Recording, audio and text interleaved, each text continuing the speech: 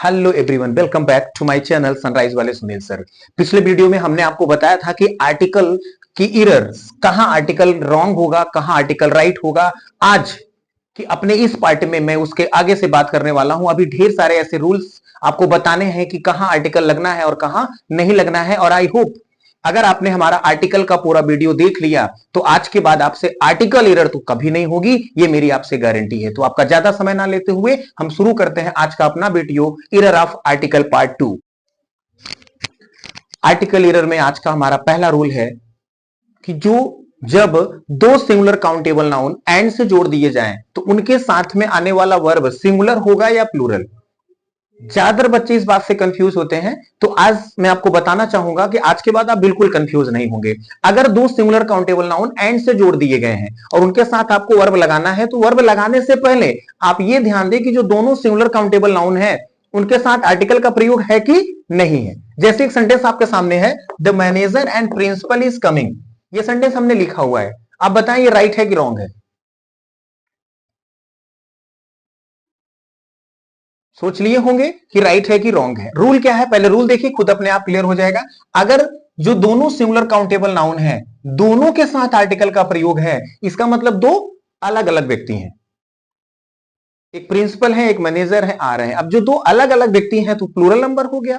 लेकिन अगर एक के साथ में आर्टिकल का प्रयोग है और साथ में आए हुए दूसरे सिंगुलर काउंटेबल नाउन के साथ आर्टिकल का प्रयोग नहीं हुआ है, इसका मतलब मैनेजर और प्रिंसिपल एक ही व्यक्ति वो दोनों पदों पे है, तो ये सिंगुलर हो गया, इसलिए इसके साथ में सिंगुलर वर्ब आएगा। ये सेंटेंस 100% राइट है।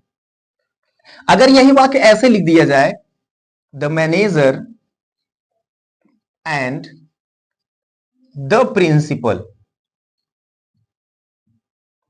अब यहां आर हो जाएगा, आर कमिंग। अब ये सेंटेंस राइट होगा। अगर दोनों के साथ आर्टिकल का प्रयोग है तो समझ जाइएगा कि प्लूरल वर्ब आएगा, क्योंकि दोनों अलग अलग व्यक्ति का बोध करा रहे हैं।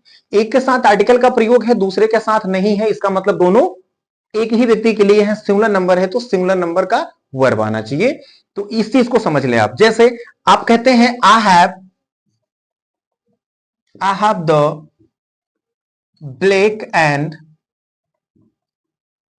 White TV. Black and white TV एक जमाना हुआ करता था, हर घर में शादी टीवी होती थी, उसको अंग्रेजी में the black and white TV कहते थे। अगर आपने कह दिया the black and white TV, अर्थात टीवी एक ही है, एक ही टीवी में ये दोनों गुण हैं। और अगर आपने इस सेंटेंस को कह दिया I have the black and the white, दोनों के साथ लगा दिया आर्टिकल का प्रयोग, इसका मतलब टीवी दो हो गई, एक ब्लैक और एक व्हाइट, तो रॉन्ग, मीनिंग के अकॉर्डिंग रॉन्ग हो जाएगा। I have the black and white cow, इसका मतलब मेरे पास एक ही गाय है, ब्लैक एंड व्हाइट उसी के गुण है। और अगर मैंने कह दिया I have the black and the white cow, इसका मतलब दो गाय हैं, एक ब्लैक और एक व्हाइट है। अर्थात जब दो सिंगुलर नाउन एंड से जुड़ते हैं और दोनों के साथ आर्टिकल का प्रयोग होता है तो दोनों अलग अलग का बोध कराते हैं, और एक के साथ आर्टिकल का प्रयोग हो और दूसरे के साथ ना हो तब वो दोनों एक ही के गुण हैं, एक ही के लिए प्रयोग किए जाते हैं, ऐसा बोध होता है। आई होप ये आपको समझ में आया होगा। चलिए देखते हैं आज का दूसरा रूल है कि कुछ ऐसे ग्रुप ऑफ वर्ड्स हैं, फ्रेज हैं, जिनके बीच में आर्टिकल ए का प्रयोग अनिवार्य हो जाता है। अगर आप ऐसा नहीं करते तो उनकी मीनिंग रॉन्ग हो जाती है। जैसे हमने फ्रेज आपके साथ लिखा है ऑल ऑफ सडन, अगर आपने कहा ऑल ऑफ सडन तो ये रॉन्ग हो गया, राइट होगा all of a sudden. In large measure, ये रॉन्ग हो जाएगा, राइट होगा in a large measure. Have cold wrong है, राइट होगा have a cold. In moment wrong है, राइट होगा इन अ मोमेंट। तो ऐसे कुछ फ्रेजेस हैं जहां पे आपको आर्टिकल अ का प्रयोग, एन का प्रयोग करना अत्यंत आवश्यक है। अगर आप नहीं करते हैं तो रॉन्ग हो जाएगा। राइट, ये आपको समझ में आ गया होगा। चलिए देखते हैं अपना अगला। हमारा पहला रूल है कि जब हम मटेरियल नाउन, एब्स्ट्रैक्ट नाउन, अर्थात जितने भी अनकाउंटेबल नाउन हैं उनका जब प्रयोग करते हैं तो उनके साथ आर्टिकल का प्रयोग नहीं करते हैं।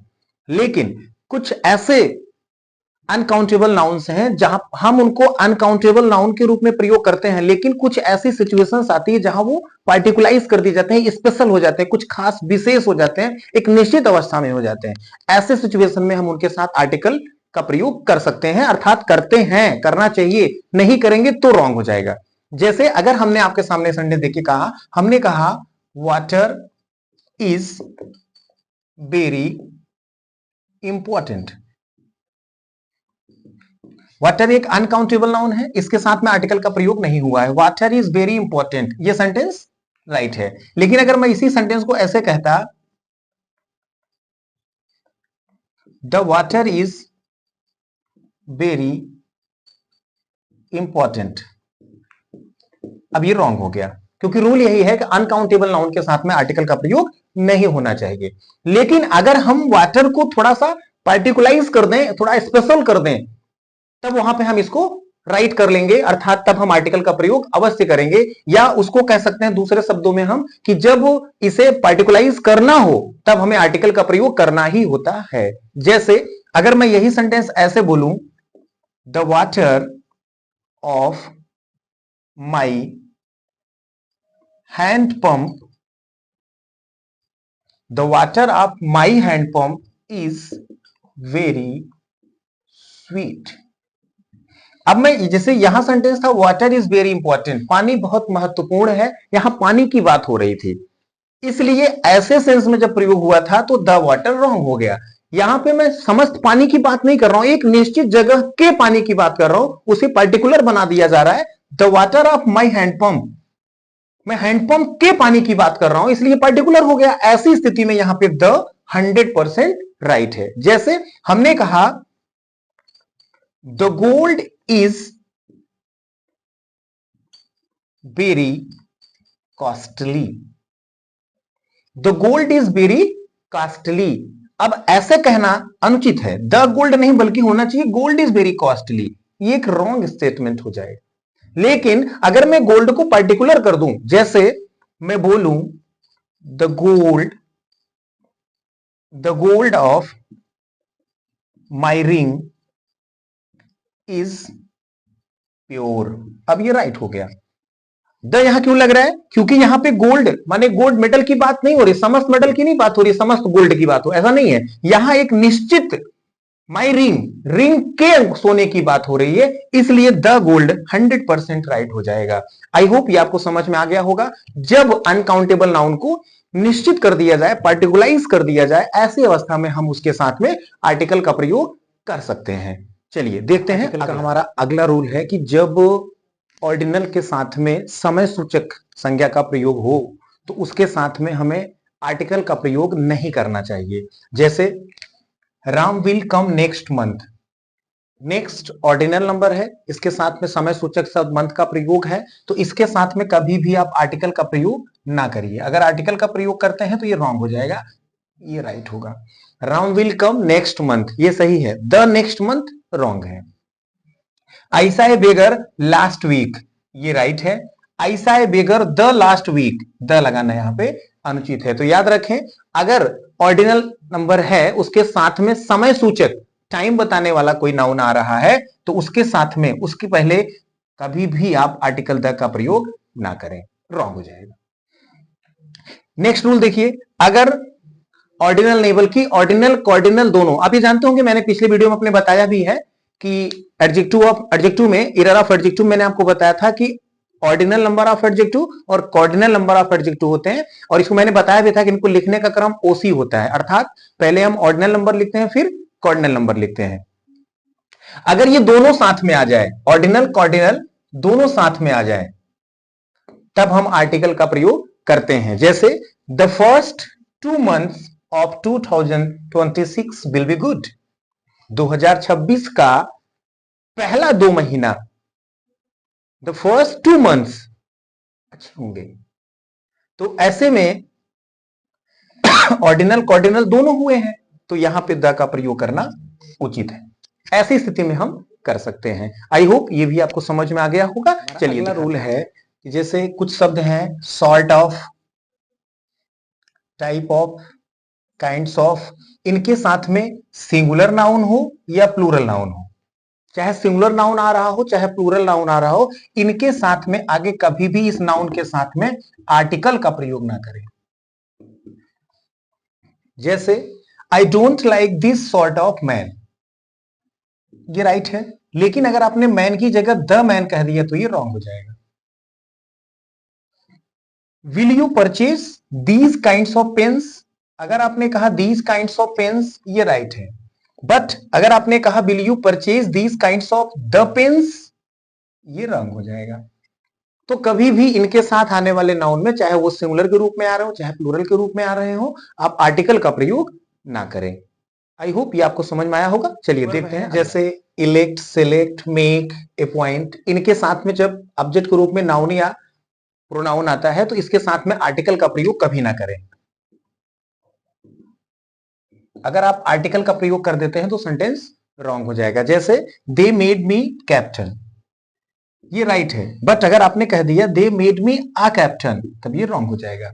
याद रखें, इलेक्ट, सिलेक्ट, मेड, अपॉइंट ऐसे वर्ब, इनके बाद में अगर ऑब्जेक्ट में नाउन या पाया हुआ है तो कभी भी उस नाउन प्रोनाउन के साथ में आर्टिकल का प्रयोग नहीं करना चाहिए।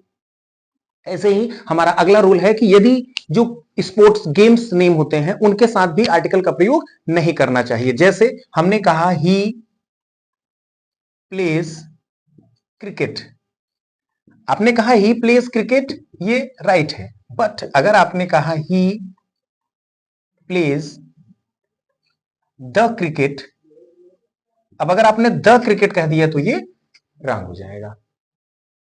लेकिन अर्थात जो खेलों के नेम होते हैं, खेल हैं, उनके साथ में आर्टिकल का प्रयोग नहीं होता, लेकिन अगर इसी गेम को पार्टिकुलर बना दिया जाए, पार्टिकुलाइज कर दिया जाए, तब आप आर्टिकल का प्रयोग कर सकते हैं। जैसे अगर मैं सेंटेंस कहूं the cricket of Indians is very good, अब हम द क्रिकेट बोल सकते हैं। लेकिन अगर इस अवस्था में ऐसे प्रयोग किया गया है तब किसी भी खेल के पहले आर्टिकल का प्रयोग नहीं करते। आई होप ये दोनों रूल आपको समझ में आ गए होंगे। चलिए देखते हैं, जैसे एक वर्ड है ब्रेकफास्ट, लंच, डिनर, सपर, इनके साथ में आर्टिकल का प्रयोग नहीं करते हैं। जैसे आपने कहा ही एट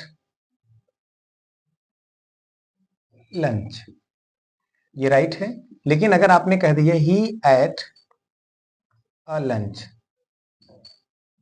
गलत होगा। लेकिन अगर इनके साथ में एडजेक्टिव का प्रयोग हो तब आप आर्टिकल का प्रयोग कर सकते हैं। जैसे ही serve me a delicious dinner, a delicious adjective आ गया, इसलिए डिनर के पहले आर्टिकल का प्रयोग कर सकते हैं। लेकिन अगर ये एडजेक्टिव ना आता तो इसके साथ में हम, एडजेक्टिव ना होता तो हम आर्टिकल का प्रयोग नहीं कर सकते थे। ऐसे कुछ शब्द हैं जैसे स्कूल, कोर्ट, हॉस्पिटल, इनके साथ में भी आर्टिकल का प्रयोग नहीं होता। लेकिन अगर हो गया तो सेंटेंस रॉन्ग नहीं होता, बल्कि सेंटेंस की मीनिंग चेंज हो जाती है। फॉर एग्जाम्पल हमने कहा he goes to school, he goes to school, देखो स्कूल, कोर्ट, हॉस्पिटल इनके अपने एक विशेष वर्क हैं। स्कूल पढ़ाई, कोर्ट अदालत, हॉस्पिटल में इलाज, ऐसा। तो ही गोज टू स्कूल का मतलब ये जो है स्कूल से रिलेटेड वर्क अर्थात पढ़ने पढ़ाने जाता है। लेकिन अगर आपने इसी सेंटेंस को कह दिया he goes to the school, अर्थात अब ये जो ही जा रहा है स्कूल, इसके जाने का मकसद पढ़ना पढ़ाना नहीं है। आई होप ये आपको समझ में आ रहा होगा। जैसे अगर हमने कह दिया आई गो टू हॉस्पिटल, इसका मतलब डॉक्टर, पेशेंट। लेकिन अगर मैंने कह दिया आई गो टू द हॉस्पिटल, इसका मतलब ना हम डॉक्टर है ना पेशेंट है, किसी से मिलने जा रहे हैं। आई होप ये आपको समझ में आ गया होगा। अगर अभी तक आपने हमारे चैनल को सब्सक्राइब नहीं किया है तो प्लीज चैनल को हमारे जरूर सब्सक्राइब करें, ताकि इस तरह से और भी इंपॉर्टेंट वीडियोस आप तक पहुंचते रहें। और हमारे चैनल को लाइक करें, अगर कोई डाउट्स है या आप अपने किसी विशेष टॉपिक पे कोई वीडियो चाहते हैं तो हमें कमेंट करके जरूर बताएं। Thank you.